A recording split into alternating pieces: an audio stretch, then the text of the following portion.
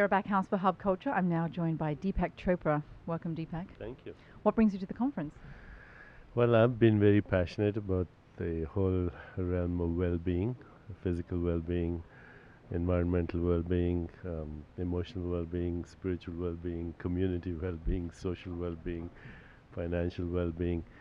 And over the years have really understood that we can't ensure our well-being unless we look at the whole planet as a living organism.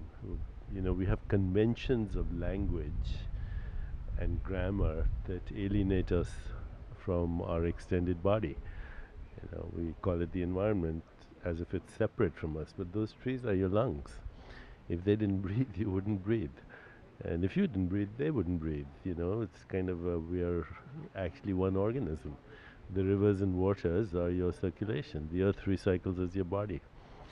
And even the sun and the stars and the galaxies are very responsible for this physical body. Even the iron that courses through your blood as hemoglobin goes to your brain, makes us have this conversation.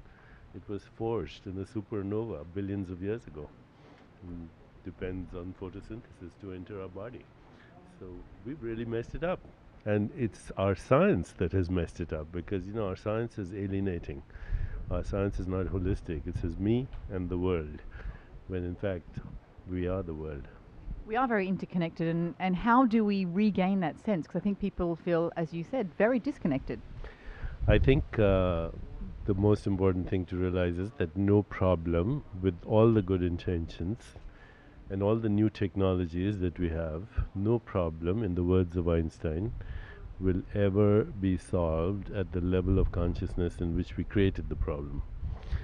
So unless we change our collective conversation and start educating ourselves and our children on not just the word interdependence, because it's more than that, it's inseparability. It's one living organism. And the way we educate ourselves is the way our collective conversation goes. And that's why this is an important conference, because we're trying to change the conversation. This is the most important conversation we can have. Absolutely.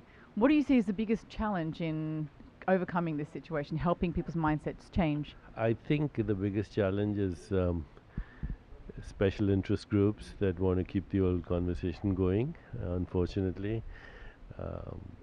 Also politicians who depend on special interest groups, and all the lobbyists in Washington and elsewhere in the world.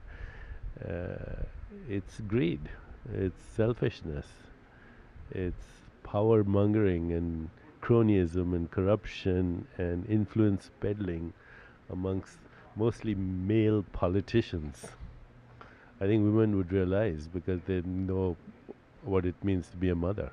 My theory is that too, that women in this new age of sustainability, I believe women have a very important role to play. They have to be the leaders. I mean, even the United Nations knows that the fastest way to change the world is the economic empowerment of women, and otherwise also the empowerment of women.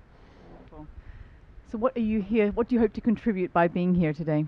I'm just going to conclude this morning session with talking about the shift we need, the spiritual shift that we need, because unless we have that shift, nothing's going to happen.